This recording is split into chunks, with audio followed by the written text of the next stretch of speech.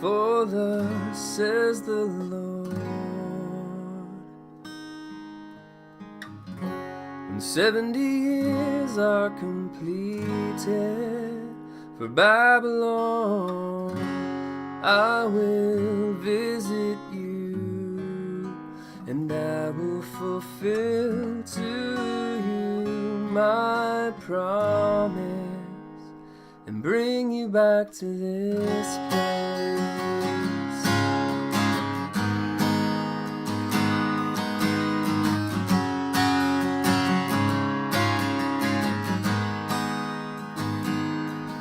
For I know the plans I have for you, declares the Lord. For I know the plans I have. For I know the plans I have for you, declares the Lord. For I know the plans I have, plans for welfare and not for evil, to give you a future and a hope. Then you will call upon me, come and pray to me, and I will hear you.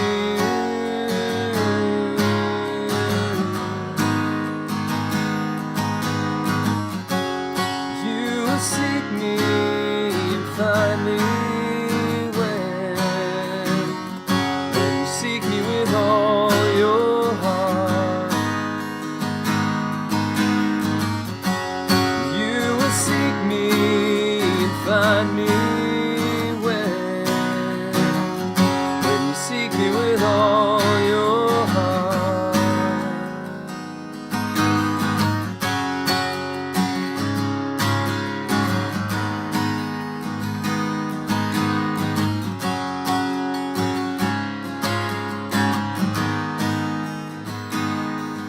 For I know the plans I have for you, declares the Lord. For I know the plans I have. For I know the plans I have for you, declares the Lord. For I know the plans I have. I will be found by you, declares the Lord, and I will restore your fortunes and gather you from all the nations and all the places where I have driven you, declares the Lord.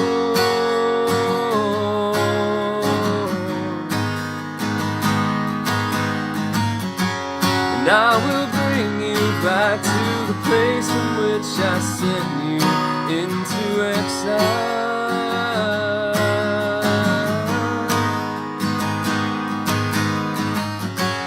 And I will bring you back to the place from which I sent you into exile.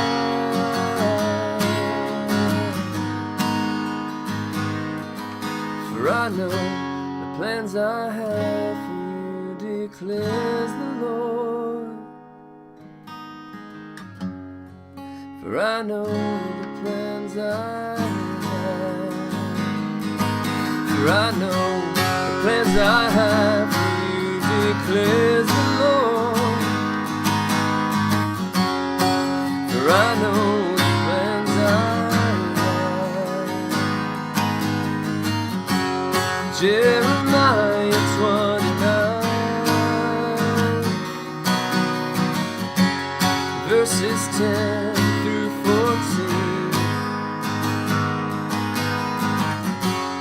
Jeremiah 29,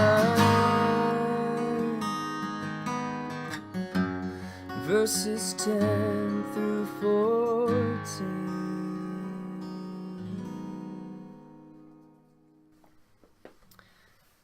Hey everybody. Well, that was my scripture song for Jeremiah 29, verses 10 through 14. If you're wondering why I chose to include that whole passage of Scripture, the reason is simple and complicated. You see, Jeremiah 29:11, "For I know the plans I have for you, declares the Lord, plans for welfare and not for evil, to give you a future and a hope." That passage is very familiar, and unfortunately it's misapplied. Oftentimes that passage is taken out of its context and somehow thought that it's God's promise for me personally and that my future is going to be prosperous the way I imagine it. But the truth is that fits within a larger context. These are God's promises to his people who are in Babylonian captivity, and that God has a plan to deliver them out of that and reveal himself and be faithful to his promises to his people. But even though it fits within a larger context, that doesn't mean we can somehow dismiss this passage. It's still beneficial. It's for our good, as is all Scripture. And so we can learn many things about God from this passage. We learn about God's faithfulness, about his covenant promises to his people. We learn about his sovereignty and how even he uses discipline. It was him, in fact, who sent them to Babylon in exile. And it's also God who promises that in 70 years that he's going to deliver them out of that captivity and fulfill his promise to have a place for his people in Jerusalem. So even though this specific promise might not be for you, you can take heart and take comfort in the God of this promise to his people. He's a God who can be trusted, who is faithful, and who even uses discipline and disciplines those he loves. So take comfort, take joy in singing this song. Don't dismiss it, but don't misapply it as well. I love you guys. Enjoy this scripture song from Jeremiah 29:10 through 14.